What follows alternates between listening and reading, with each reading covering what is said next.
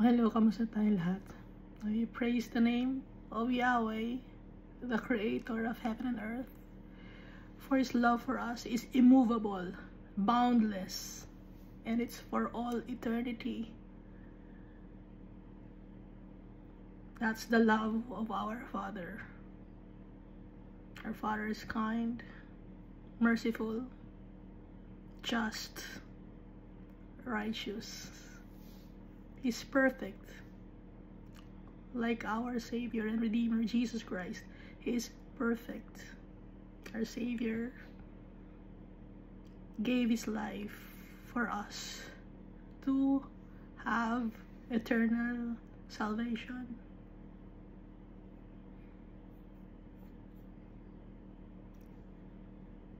His blood was poured in the cross of Calvary so that we may gain our inheritance, our birthright as children of the Almighty Father. We are blessed because our Father is our real treasure, and we are his inheritance.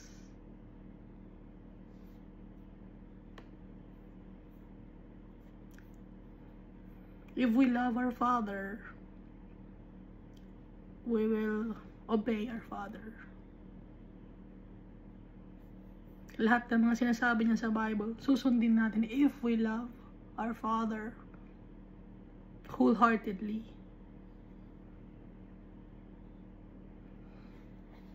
If we love our Father,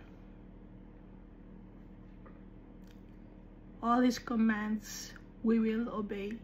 All his teachings, all that he mentioned in the Bible, we will obey because we love our Father. And our Father said that we must believe in Jesus Christ so that we may be saved.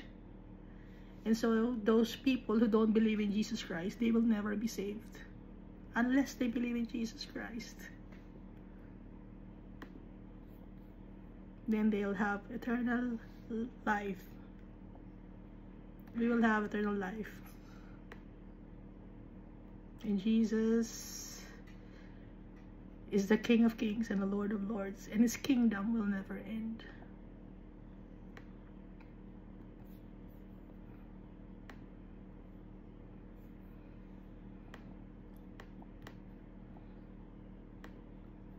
When God created the world,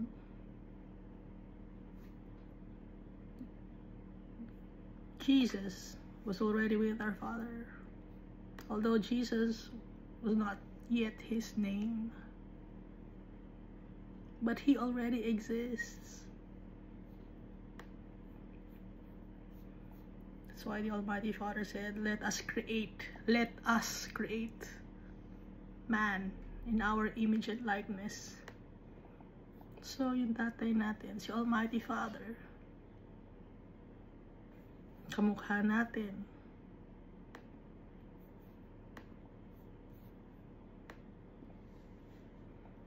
Kakamukha natin sa form, no?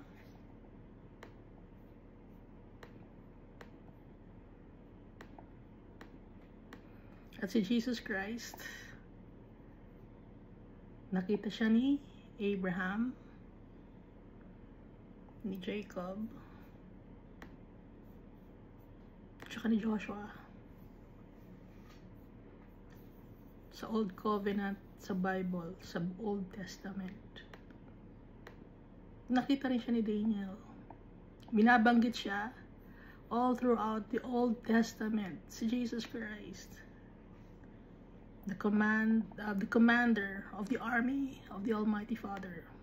He is the Messiah, the Redeemer, the Lamb, the man clothed in linen, the man with an inkhorn. Why the man with an inkhorn? Yung inkhorn, pangsulat yun. At si Jesus Christ is the one writing our names in his book of life, in the Lamb's book of life.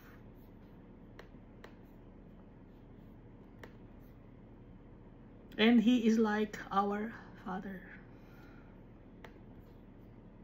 Perfect in every way.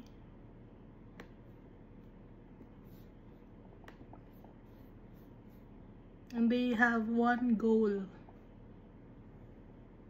Yun ay yung maka-uwi tayo sa bahay ng tatay natin.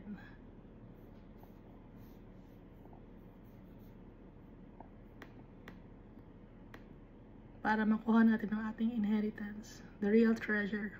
And so we must save up treasures in heaven. How do we save up treasures in heaven? By obeying our Father. Kasi yung mga bagay dito sa mundo, yung mga kinoconsider ng mga tao na treasure, nananakaw, nabubulok, nasisira.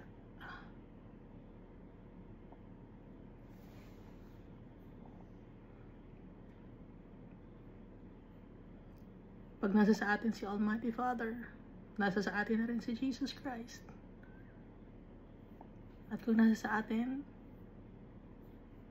si Jesus Christ, nasa sa atin na rin ang lahat. Eternal salvation and all the riches. And we will reign with Jesus Christ in heaven. We are His friends. He gave His life for His friends. We are the friends of Jesus Christ.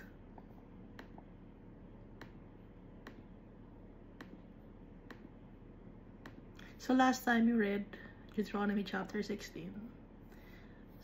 So napunta tayo ng Deuteronomy because of the book of Joshua. Dahil binanggit ni Joshua na binasa nila ang law na binigay ni Almighty Father. Kaya nga, napunta tayo sa Deuteronomy. Dito nakalista yung mga law na galing sa Book of Exodus, Leviticus, Numbers. Inulit-ulit dito sa Book of Deuteronomy. No? Deuteronomy means repetition. So dito sa Deuteronomy chapter 16, the Almighty Father commanded to celebrate 3 feasts. Ano yon? The Passover, the Feast of Weeks, and the Feast of Booths. Ano yung Passover? Yung Passover, ito ay yung bago umalis ng Egypt. No? Kaya sila nakaalis ng Egypt because of meron silang kinain ng lamb na inutos ni Almighty Father, tapos yung blood ng lamb nilagay sa doorposts and lintel of the door. Kaya wala sa kanila ang napahamak. Yung lamb dito sinisimbolize ni Jesus Christ, na kaya tayo makakaalis sa land of Egypt or sa land na symbolize ng kasalanan, ng bondage of sin, is because of Jesus Christ. No? Nakikita natin yung comparison, di ba? Nakikita ba ninyo?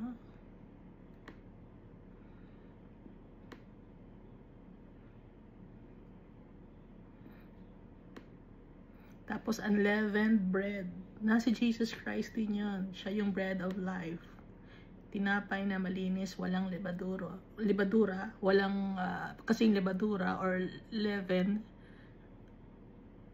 Kaya umaalsa yon. Tinapay may leaven yon. Yung leaven, meron yung one-celled fungi. So bacteria yan, ano, na dumi yun. No? Alam naman natin ang fungi or fungus, dumi yun. So, yung dumi sinisimbolize ng kasalanan. Kaya yung tinapay na pina-prepare ni Almighty Father, unleavened bread. Ang ingredients ng unleavened bread ay wheat, salt, and oil.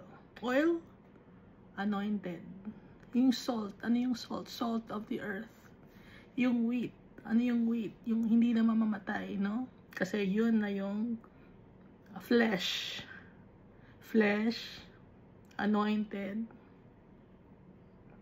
At saka salt of the earth. Yun ang ingredient ng unleavened bread. Walang fungus, walang lebadura. At yung sheep or lamb dapat perfect, walang defect. Gaya ni Jesus, perfect si Jesus, never nagkasala. Kaya nakaalis sila sa Egypt. Kaya tayo nakakaalis sa kasalanan, sa bondage of sin. Because of Jesus Christ. Because of His precious blood.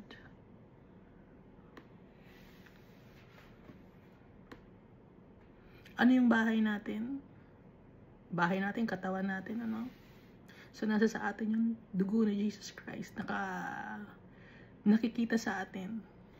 Yung blood symbolizes life.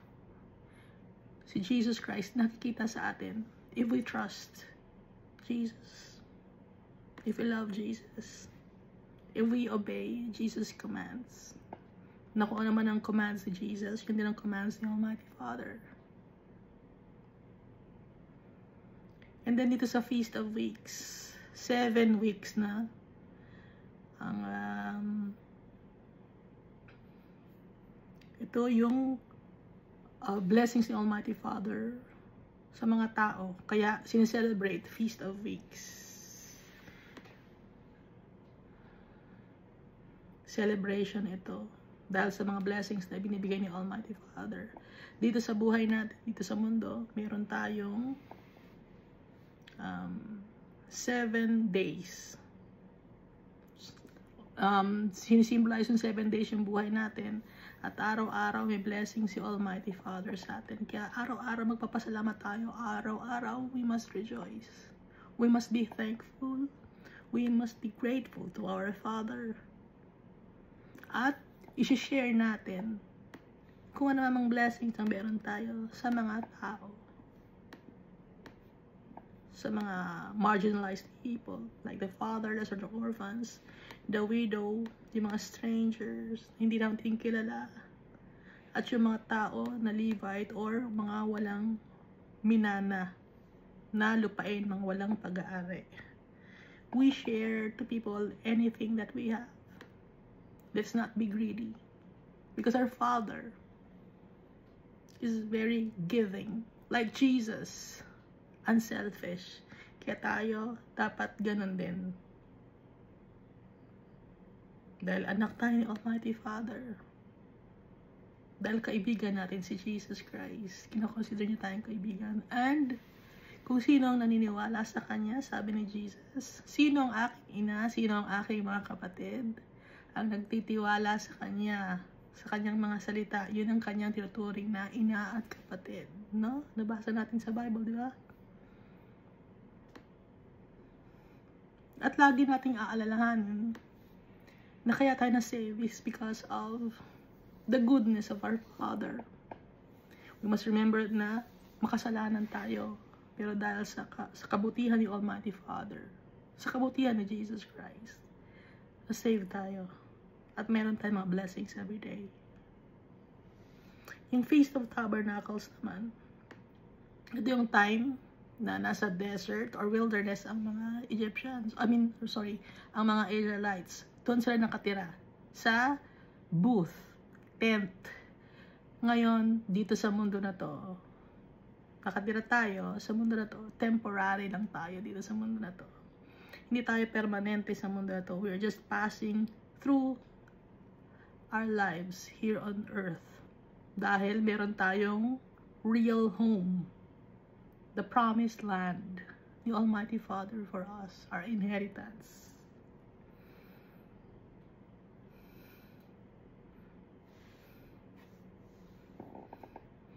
So, celebration din to. No?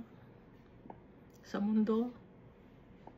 So, sino naman ang kasama ulit natin? the Levites, or those people na walang inheritance, the stranger, the poor people, the orphans, the widow, yung mga neighbors natin.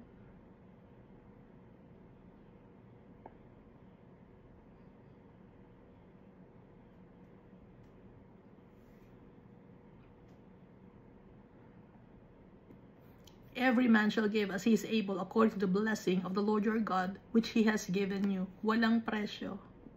Kung ano ang kayang ibigay, or kung anong gustong ibigay, or kung anong gustong i-share sa mga tao. Dito na binabanggit na may i-appoint na judge or officers, at ang command ni Almighty Father para sa mga judges or officers: you shall not pervert justice, do not show partiality, do not take bribe. Sundin lahat ito. Huwag mag-i-twist ang katotohanan. Follow what is altogether just, that you may live and inherit the land which the Lord your God is giving you. Para makapasok tayo sa bahay ni Almighty Father sa kanyang kaharian, we must follow what is altogether just.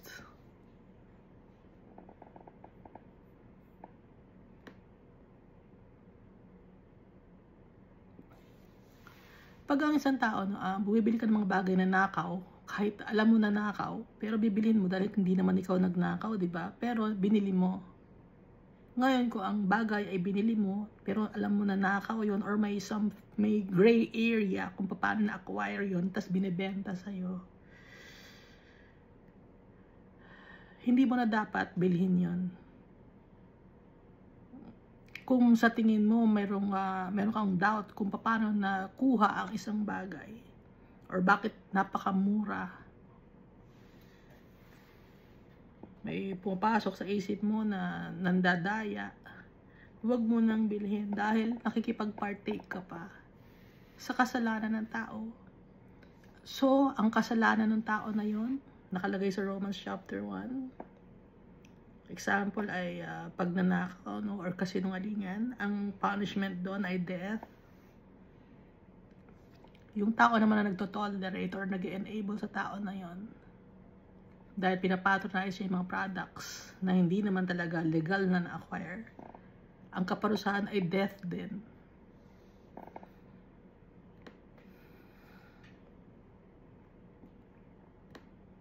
Nakalagay sa Romans chapter 1. So, kahit isa man sa mga law or sa turo ni Jesus Christ na pag nag-disobey ka, na forfeit ang pagpasok mo sa heaven.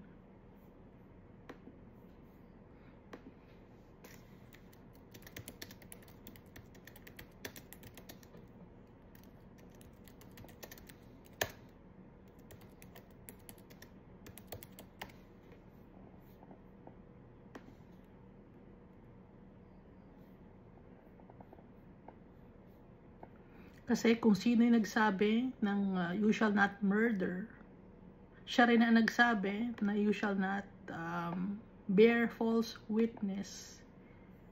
Lahat nun, ang kaparusahan ay kamatayan.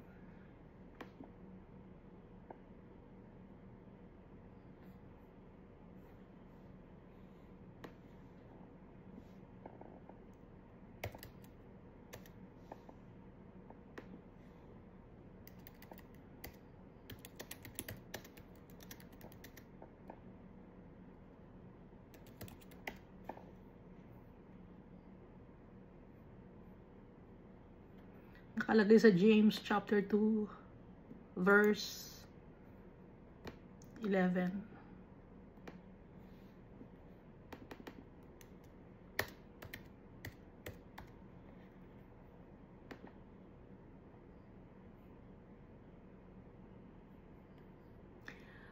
For he who said, do not commit adultery, also said, do not murder. Now, if you do not commit adultery, but you do murder, you have become a transgressor of the law. Pag hindi ka naman nagko-commit ng adultery, pero nakapatay ka, so all of the law, nasira mo. Kaya dapat lahat ng law, or lahat ng mga ipinag-uutos ni Almighty Father, gagawin natin. Susundin natin. Kasi may isa man doon ang hindi mo gawin or nilabag mo na law or may sinira ka na kautusan ni Almighty Father. Lahat na yon sakop na din. Ito ang pagkakaibig sabihin ng James chapter 2 verse 11. Kaya hindi madaling makapunta sa heaven. Kaya strict si Almighty Father. Because our Father is holy, He is perfect. Just like Jesus Christ is perfect. And so someday, we will be perfect like Jesus. So dito pa lang ipapractice na natin kung ano ang itinuturo sa atin ni Almighty Father. Kung ano ang itinuturo sa atin ni Jesus Christ. Very loving si Almighty Father. Pero He's very particular when it comes to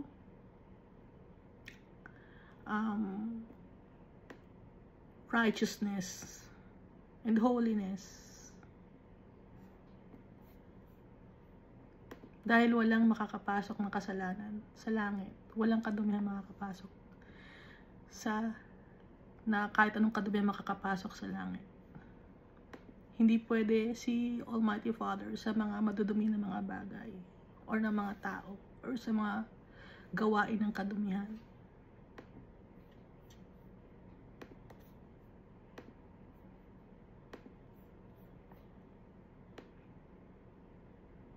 Ano pa ang nakalagay dito sa Deuteronomy chapter 16? You shall not plant for yourself any tree as a wooden image. Mga wooden image, hindi pwede kay Almighty Father. Kahit nagawang semento, hindi rin pwede kay Almighty Father. Kahit gawa pang gold yan. Tapos i-associate mo kay Almighty Father, kay Jesus Christ, hindi pwede. Ayaw ni Almighty Father, hindi pwede yan. It's an abomination.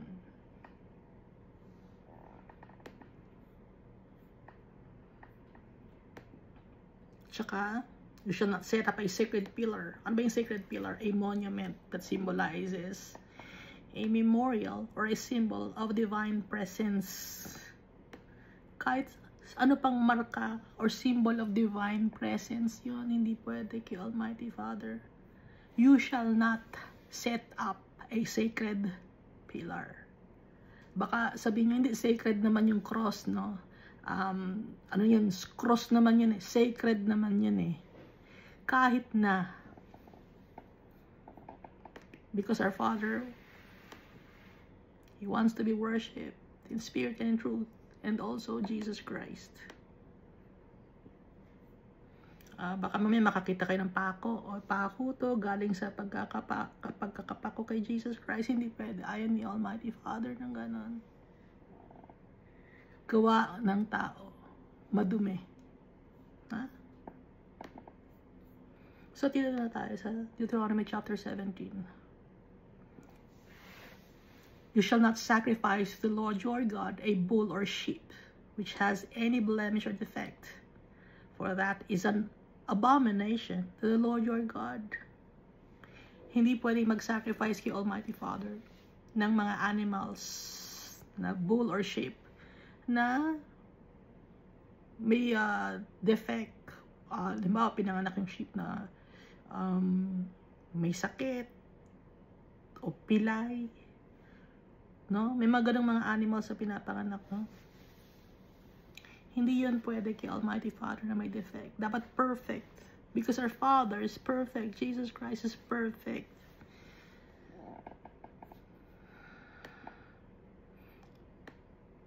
So, pag ang blemish or defect symbolizes sin, kasalanan. Pero ang tao, tanggap ni Almighty Father kahit hindi, yung katawan natin hindi perfect. Ang importante, yung heart natin is righteous in the eyes of our Father. Dahil wala sa ating perfect physically, no?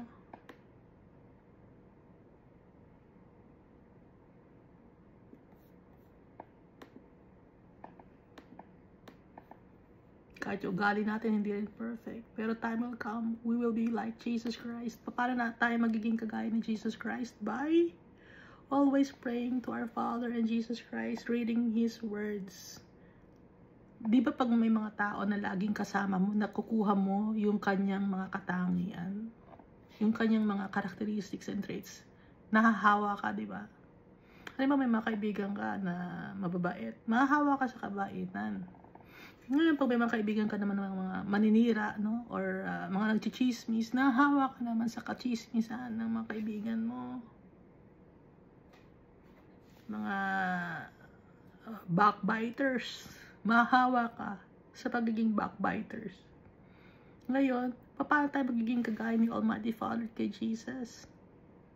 Laging magpe-pray at laging magbabasa ng Bible para mahawa tayo ng goodness and graciousness of Jesus Christ.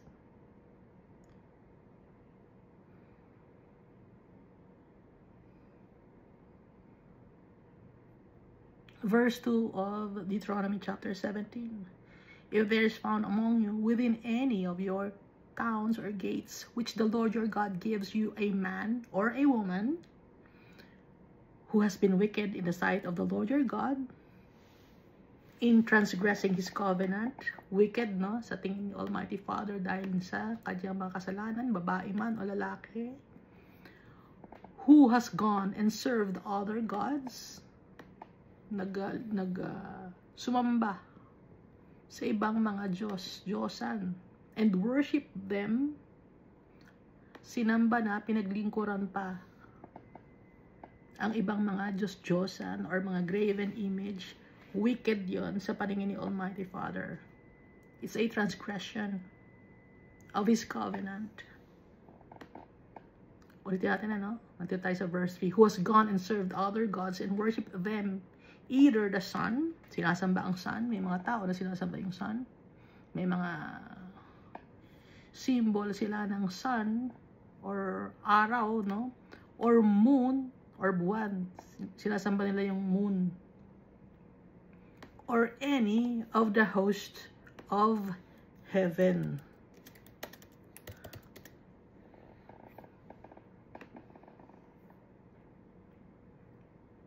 Ano ba yung mga host ng heaven? Stars, angels, celestial beings, sumasamba, no? Sumasamba sa stars, sumasamba sa mga angel.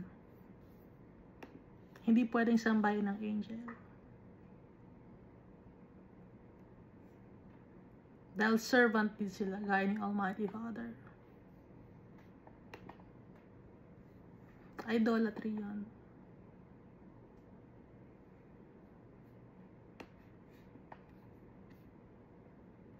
Sinasamba mo ang mga ancestors mo, idolatry pa rin yan. Halimbawa, nagdadasal ka, no? Tapos kinakausap mo yung mga umalis ng mga kamag-anak mo, or anak mo, or asawa mo, or magulang, kinakausap mo. Abomination, wickedness in the eyes of the Almighty Father. Ulitin natin, ano?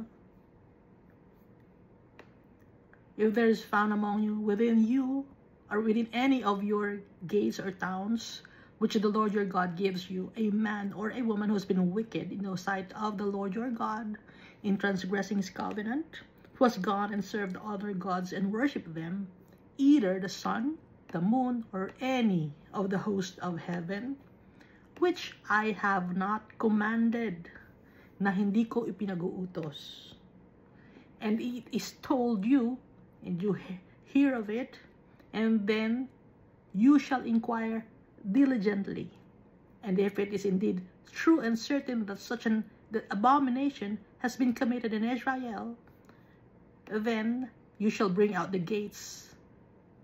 Bring out to your gates that man or woman who has committed that wicked thing, and shall stone to death that man or woman with stones. So kung may babae o lalaki man sumasamba sa sun, sa moon, at saka sa mga hosts of heaven like the angels, the stars, mga spirit beings, which I have not commanded, hindi pinag-utos ni Almighty Father. Ngayon, ipagtanong ninyo diligently kung totoo ba yon na nakagawa ng ganon yung mga tao na yon sa Israel. Kung nangyari man yon, sabi ni Almighty Father, bring out to your gates that man or woman who has committed that wicked thing, and shall stone to death that man or woman with stones. Babatuhin ng bato hanggang sa mamatay. Dahil hindi pwedeng sumamba ng sun, ng moon, ng angels, ng kahit na anumang nasa langit. Ang pwedeng sambahin lang, ang pwede natin i-glorify si Almighty Father at si Jesus Christ. Dahil ipinag-uutos niya yun. Ngayon, ipinag-uutos ni Almighty Father, no? Na si Jesus Christ, itinaas ni Almighty Father si Jesus Christ above all names. Alam niyo, di ba? Nabasa natin, ano? Dito sa Hebrews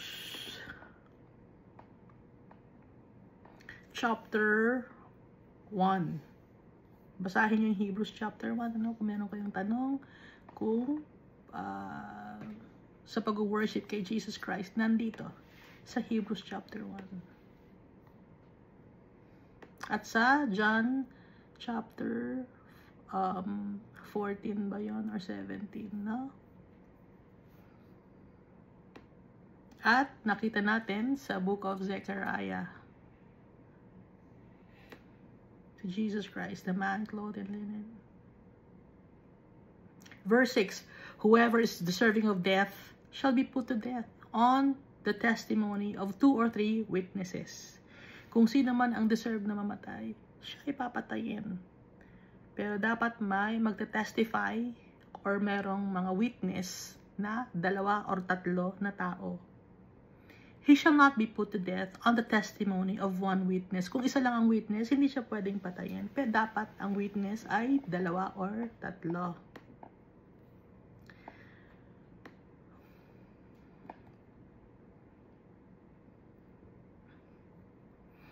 Kaya nga dito sa Matthew chapter 18 verse 20, no?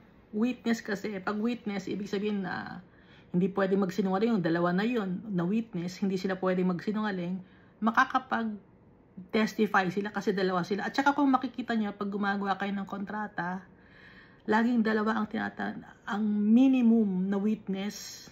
Pag gagawa kayo ng kontrata, 2 ang minimum. No? So, saan galing yun kay Almighty Father yun? Na hanggang ngayon ay ina-apply ng mga tao sa kanilang mga kontrata. Sa Matthew chapter 18 verse 20, for where 2 or 3 are gathered together in my name, I am there in the midst of them. So, ibig sabihin, may witness, no? Kung 2 o 3. So, meaning, witness yon. Makakapag-witness yung 2 na habang nagpe-pray sila. Pero pwede ka pa rin naman mag-pray ng mag-isa ka lang. Sino ang witness mo? Si Almighty Father. Ang witness mo si Jesus Christ. 2 kayo. No. Dito sa 2 Corinthians chapter 13 verse 1. By the mouth of 2 or 3 witnesses, every word shall be established.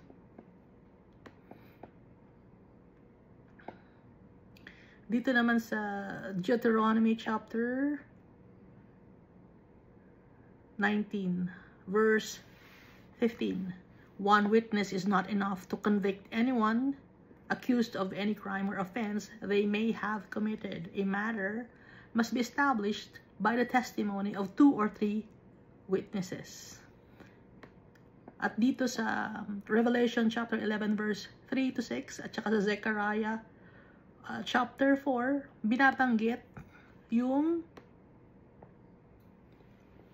2 witnesses, 2 lampstands, 2 olive trees. Bakit dalawa ang witness? Kasi nga, yun ang utos ni Almighty Father. Hindi pwedeng isa lang ang witness. Kaya, yung sa Book of Revelation, may 2 witness na darating na magte-testify. Na nakalagay din sa Book of Zechariah. Ngayon, itong Bible, ilang witness ang meron sa Bible? Napakadami. It's a testimony of the people of the Holy Father. Itong Bible, punong-puno ng testimony ng maraming tao. Hindi lang 2, hindi lang 3.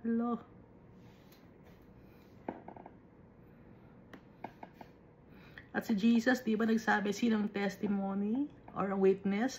Siya at si Almighty Father. Sinabi niya, di ba, sino ang nagtatestify sa'yo na ikaw ay padala ni Almighty Father? Sabi ni Jesus Christ, ako at saka si Almighty Father, no? Kaya dapat ang witness, 2 or 3 witness, minimum. Kaya nga dito, whoever is deserving of death shall be put to death on the testimony of 2 or 3 witnesses. He shall not be put to death on the testimony of 1 witnesses. So, ang lagi ang punishment for transgressions ay death. Ngayon, bakit tayo buhay pa ngayon? It's because of Jesus Christ. Sinakop na lahat ni Jesus Christ ng kasalanan natin. Kahit hindi siya nagkasala, tayo ang nagkasala, tayo ang makasalanan, tayo ang madumi. Sinakop lahat ni Jesus Christ. Dinala niya lahat yun nung pinatay siya sa cross in Calvary. Kaya tayo buhay ngayon.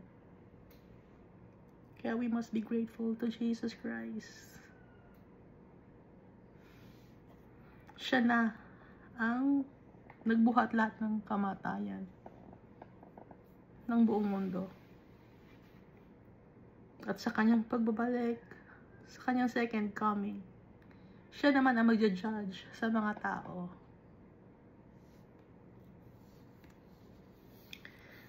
Dito sa verse 7, the hands of the witnesses shall be the first against him to put him to death, and afterward the hands of all the people. So you shall be put away the evil among you. Tatanggalin ninyo ang mga wicked people sa paligid ninyo.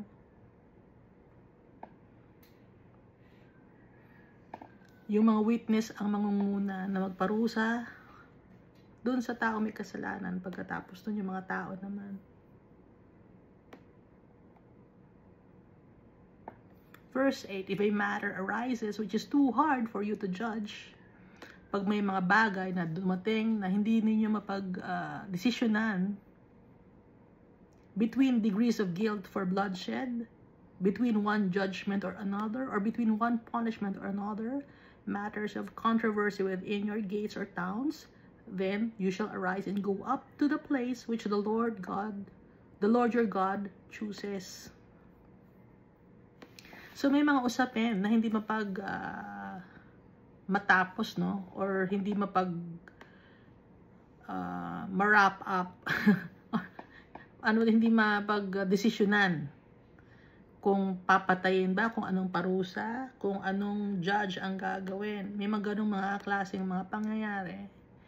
Ang gagawin ay pupunta sa lugar kung saan ang na lugar pinili ni Almighty Father. And you shall come to the priests, the Levites, and to the judge there in those days, and inquire of them. Ang itatanong ninyo yon sa mga priests, sa Levites, at sa judge. They shall pronounce upon you the sentence of judgment. So magsisik ng advice. No? Kung hindi pa pag-usapan ng maayos, pupunta ang mga tao sa priests, sa Levites, or sa judge. Doon sila magsisik ng advice. Verse 10, you shall do according to the sentence which they pronounce upon you in that place which the Lord chooses, and you shall be careful to do according to all that they order you.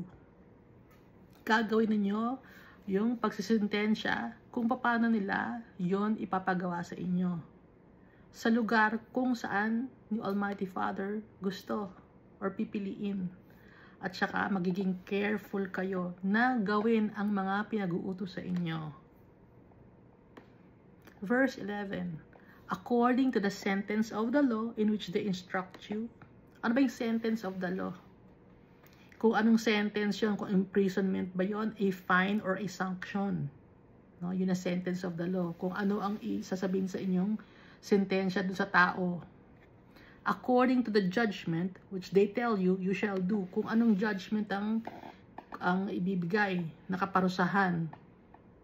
Yung judgment, yun ay yung final decision made by a tribunal. Ano to? Final ruling. Kung ano yung final ruling, yun ang inyong gagawin. And you shall not turn aside to the right hand or to the left from the sentence which they pronounce upon you. At dapat gawin ninyo kung ano man yung mga sentence na ipinag-utos ng ruling or ng judge. Sabi ni Almighty Father. Verse 12. Now the man who acts presumptuously and will not heed the priest who stands to minister there before the Lord your God or the judge, that man shall die. So you shall put away the evil from Israel. Bakit pinapatay? Para walang gumaya. Dahil pag hindi pinatay, maraming gagaya. Ay, pwede naman pala gawin eh. Gagawa ako ng transgression. Gagawa ako ng against the law. At dahil nakita nila na buhay naman, ay gagaya. Ngayon, kakalat ngayon ang kasalanan. Kaya, ipinag-utos ni Almighty Father na yung mga transgressor ay papatayin or kung anumang kaparusahan dapat meron. At kaya tayo ngayon merong mga parusa at may nakukulong dahil nakapaggawa sila ng kasalanan. So, saan galing yon? Kay Almighty Father yon. Galing para merong peace ang isang society. Dahil pag hindi iniwalay o hindi pinarusahan ang mga nagkakasala, nagiging magulo ang isang society. Naghahawa-hawa. Naggagayahan. Pero ngayon, may mga tao na nagpa-pervert ng justice, nagpa-bribe.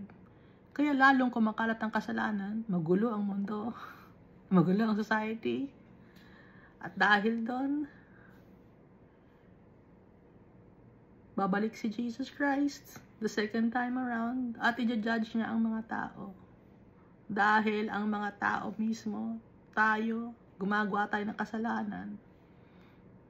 Pantay-pantay tayong makakasalanan ng mga tao. Kaya ang kailangan na mag-judge sa atin, si Jesus Christ. Dahil hindi siya nagkasala.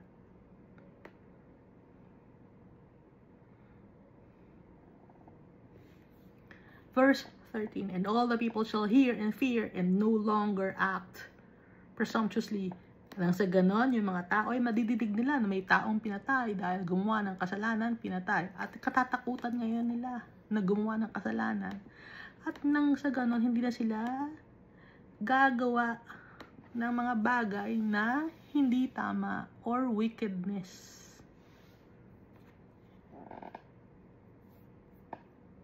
Matatakot ang mga tao. Verse 14, when you come to the land which the Lord your God is giving you, and possess it and dwell in it, and say, I will set a king over me like all the nations that are around me. Pag dumating kayo sa land, sa lugar na binigay sa inyo ni Almighty Father, at doon kayo maninirahan, sasabihin ninyo na gusto nyo ng king. I will set a king over me like all the nations that are around me. You shall surely set a king over you whom the Lord your God chooses. Si Almighty Father ang mamimili ng king ninyo. Dahil pagdating nyo sa land, gusto nyo nang may maghahari sa inyo. Alam ni Almighty Father. Ngayon, dahil doon, Si Almighty Father ngayon ang mamimili na magro-rule sa inyo. Ngayon, sa lugar natin ngayon, sino ang nagro-rule sa atin? Sa bawat bansa, kung nasaan tayo, sino yung nagro-rule? At kaya nagiging ruler or president or prime minister ang isang tao. Si Almighty Father ang namili nun. Hindi dahil sa malinis yung tao na yon, kundi may reason si Almighty Father. To teach the people lessons. Laging ganon. Tinuturuan tayo ng Almighty Father. Magtiis. Dahil lahat tayo makasalanan. Tinuturuan niya tayo maging perfect like Jesus. Tinuturuan niya tayo sumunod sa kanyang mga pinag-uutos. Up to now.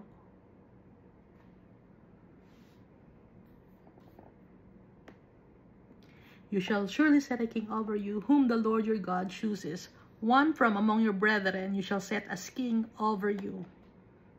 You may not set a foreigner over you who is not your brother. Kaya nga, di ba?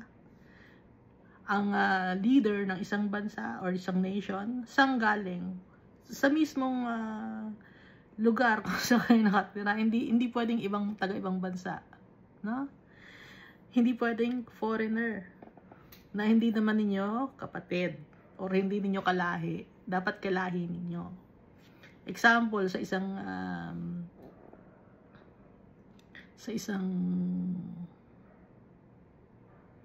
province, no? Or sa isang state, dapat yung tao na iboboto ninyo doon din nakatira sa province or sa state na yon. Hindi pwedeng sa ibang lugar manggagaling, no?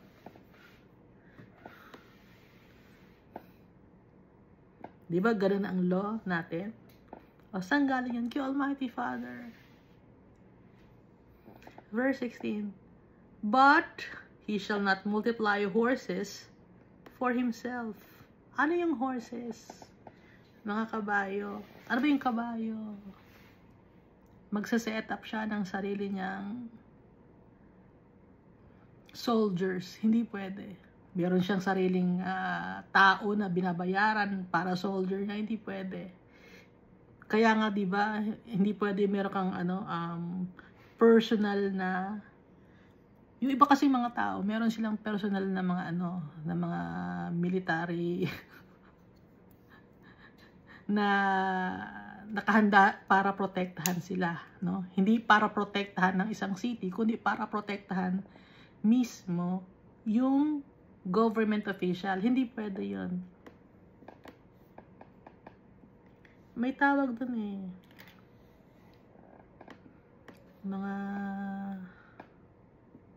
Mga cohorts mo, mga kakampi mo, na mga binabayaran mo, hindi siya pwede mag-set up ng sarili niya. May sarili siyang sundalo. May sarili siyang mga gang. No, hindi pwedeng ganon. Yun ang sinisimbolize ng horse dito.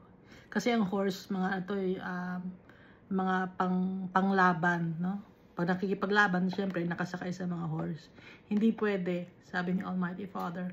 Nor cause the people to return to Egypt to multiply horses. Hindi rin ko pwede kumuha ng ibang mga tao or ng ibang mga forces from other places. For the Lord has said to you, you shall not return that way again. Hindi na kayo pwedeng bumalik sa dati nyong gawe. Sa dati nyong kalakaran na ginagawa. Hindi pwede mag-set up ng sariling mga goons. May mga government officials, may mga goons sila. Hindi pwedeng ganun. Ayaw yung Almighty Father yun. At hindi rin sila pwedeng kumuha ng goons sa ibang mga bansa o ibang mga lugar. Verse 17, neither shall he multiply wives for himself, lest his heart turn away. Hindi rin siya pwedeng madami asawa. Lest his heart turn away. Bakit hindi pwede madami asawa? Itong si Solomon, he had multiple wives. How many wives? I-check ko nga, nakalimutan ko na eh.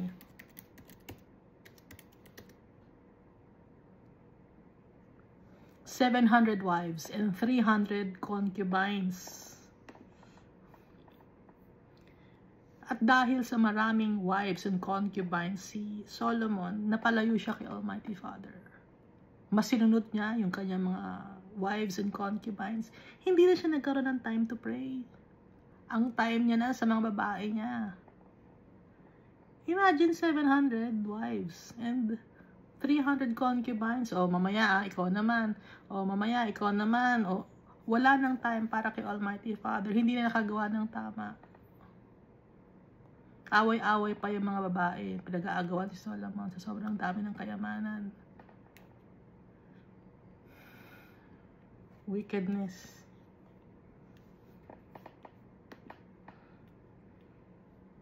Ngayon, yung mga government officials pa, maraming mga asawa. Hindi lang government officials sa maraming asawa. Kahit na yung mga nasa kapitbahay ninyo, ang daming asawa. Tignan nyo, ang gulo ng buhay. Hindi na nakakapag-pray, hindi na nakakalapit kay Almighty Father dahil nag-aaway-aaway yung mga babae. Pinag-aagawan niya sa...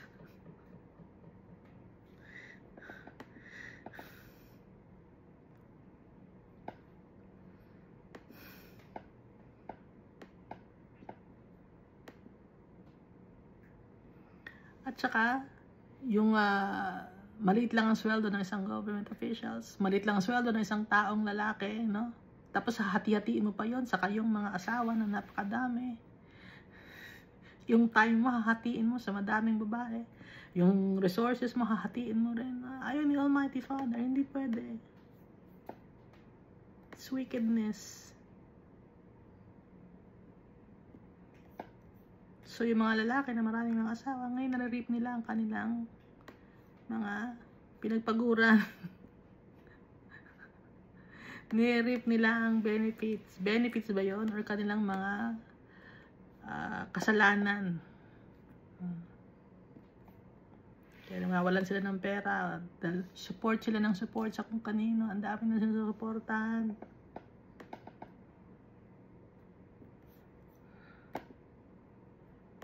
Gagawa-gawa ng kalokohan, tapos magreklamo. O sino pang gumawa? Di siya rin, di ba? Kayo, gumagawa kayo ng sarili niyong problema. No? Ano pa? Verse 17. Nor shall he greatly multiply silver and gold for himself. Hindi din dapat na maging magnanakaw or greedy. Pinadami ang silver and gold para sa kanyang sarili. Dinakawan ang bayan, dinakawan ang kung sino-sino na. Hindi yun ang pinag-utos ng Almighty Father. Wickedness ang nangyayari ngayon.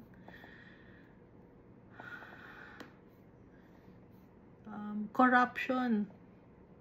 So, yung law ng corruption, saan galing kay Almighty Father? Hindi pwede. Yung mga officials, government officials, hindi pwede. Alam ni Almighty Father ang gagawin ng mga tao dahil mga tao wicked. Selfish, greedy.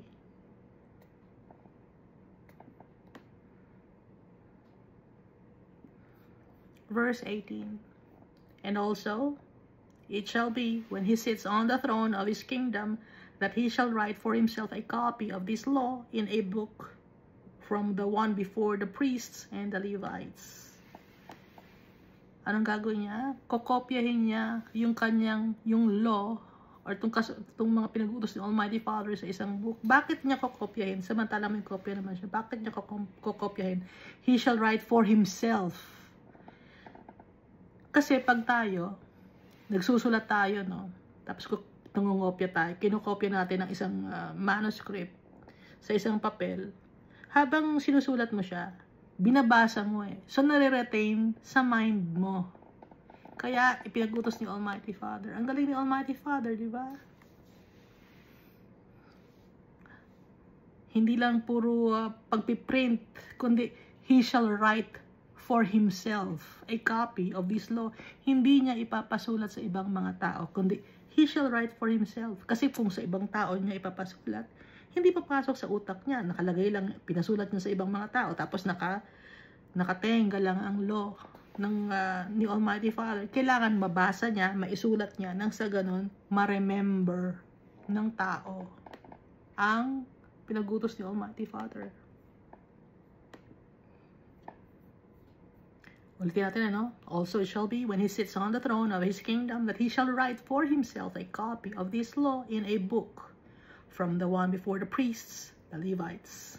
And it shall be with him, and he shall read it all the days of his life. Babasahin niya yon all the days of his life. Yung official na tao na yon, or king, or yung namamayani sa isang lugar, babasahin niya all the days of his life ang law ni Almighty Father. Bakit? Siya na ang nagsulat, babasahin pa rin niya ng paulit-ulit. Gaya tayo, ang Bible, dapat babasahin natin paulit-ulit para ma-retain sa mind natin, lagi nating maalala si Almighty Father. And so nakalagay dito ang reason sa verse 19. And it shall be with him, and he shall read it all the days of his life, that he may learn to fear the Lord his God. Para katakutan natin, irespeto natin ang tatay natin, ang Diyos natin, and be careful to observe all the words of this law and these statutes.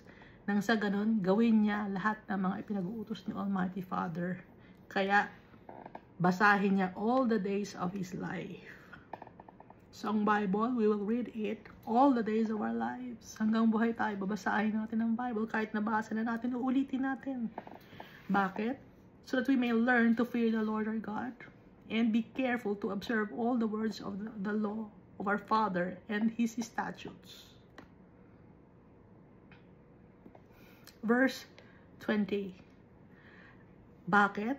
That his heart may not be lifted above his brethren. Nang sa ganon, hindi siya maging mayabang.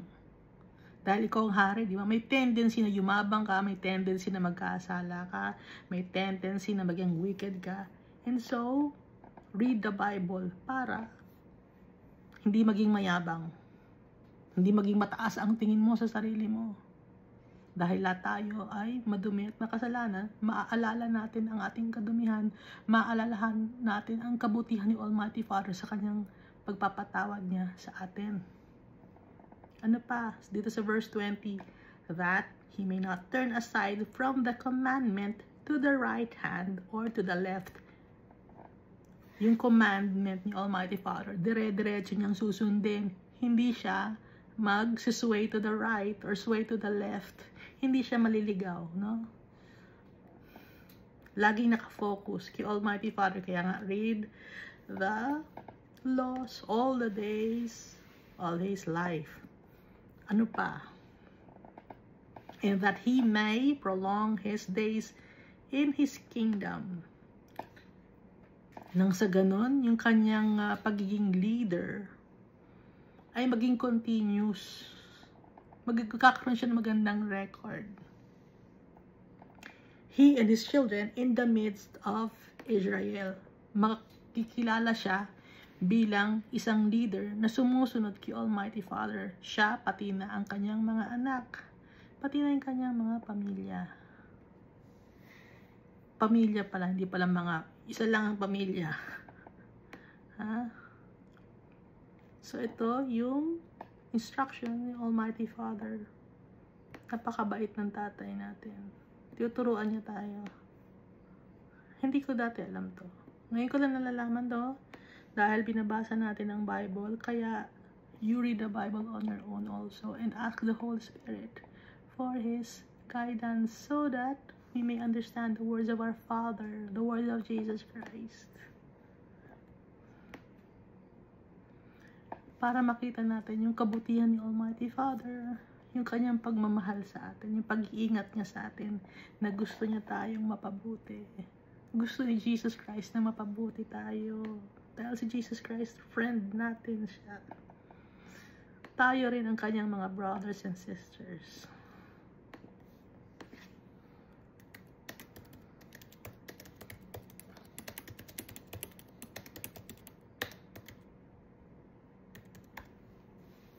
So dito sa chapter 12 of Matthew, no?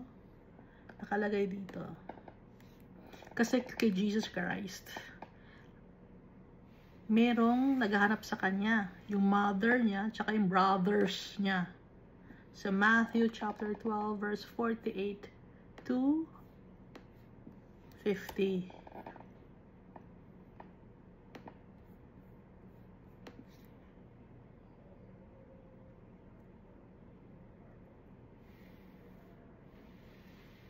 Kasi ang background nito, nagtuturo si Jesus Christ sa mga tao. No?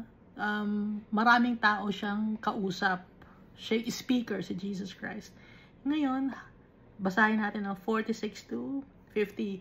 While he was still talking to the multitudes, behold, his mother, yung mother niya si Mary, mother niya, ng kanya, doon siya galing, no? Yung physical body niya. No? And brothers stood outside. Brothers. May mga kapatid si Jesus Christ. Half brother. Dahil nag-anak si Mary at saka si Joseph. So, nung mga anak si Mary kay Jesus Christ, nagtabi na si Joseph at saka si Mary. Walang masama doon. Mag-asawa sila. Kaya walang illegal doon. No? Mag-asawa sila eh. Kasi yung iba sinasabi, wala raw anak na iba si Mary. Meron, kasi mag-asawa sila ni Joseph eh. At saka nakalagay dito, oh. Behold, his mother and brothers stood outside, seeking to speak to him. Then one said to him, look, your mother and your brothers are standing outside, seeking to speak with you. Sabi ng isa sa tao, sinabi nila kay Jesus, nandun si Mary, pati mga kapatid mo na lalaki, nasa labas, nag-aantay sila, gusto ka nilang kausapin. Verse 48.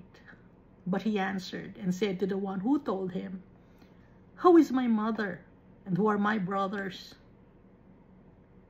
And he stretched out his hand toward his disciples and said, here are my mother and my brothers. For whoever does the will of my Father in heaven is my brother and sister and mother. So tayo, susundin natin ang will ng tatay natin. Si Almighty Father, susundin natin siya. Dahil pag sinunod natin siya, sino kapatid natin? Si Jesus Christ. So hindi lang natin friend si Jesus Christ, kapatid din natin siya. Napakabuti ni Jesus Christ. Inile-level niya yung kanyang sarili sa atin. Kahit na makasalanan tayo, in-uplift tayo ni Jesus Christ. Nakita ni Jesus Christ na importante tayo kay Almighty Father. And so, si Jesus Christ, importante rin tayo sa Kanya. At mahal niya rin tayo. Huwag natin kakalimutan yung mga utos ni Almighty Father. Para sa kabutihan natin to. Hindi para sa kabutihan ni Almighty Father. Kasi si Almighty Father, He is good already. He's righteous. He's holy. He's just. He's merciful. Lahat na ng kabutihan na kay Almighty Father. Pati na rin kay Jesus Christ. Ang gusto ni Almighty Father, i-share niya sa atin yung kanyang goodness, yung kanyang pagmamahal na nag-uumapaw, yung kanyang riches and glory, gusto niyang i-share sa atin because we are His children, His creation. Kaya sundin natin yung tatay natin. Respect our Father. Obey His commands. Love our Father. Gusto niya yung Almighty Father, minamahal natin siya. Sino bang taong ayaw mahalin ng ibang tao? Pero ang priority natin si Almighty Father. Dahil siya yung tunay na nagmamahal sa atin. Walang ulterior motive si Almighty Father. Ang goal niya is to spread His love, to share His love, to share His land May tumira sa kanyang mga mansions. Yun ang gusto ni Almighty Father. Dahil nawala yung 1/3 of the angels. Sumalma kay Lucifer. Gusto ni Almighty Father. Dumami ulit. Yung kanyang mga anak. At tayo yun. 1/3 of the total population of the whole world. Since the world began, yun ang makakabalik na flames of fire na mga souls kay Almighty Father. Not all. Isa ba tayo sa mga makakabalik kay Almighty Father? God loves us so much. Thank you.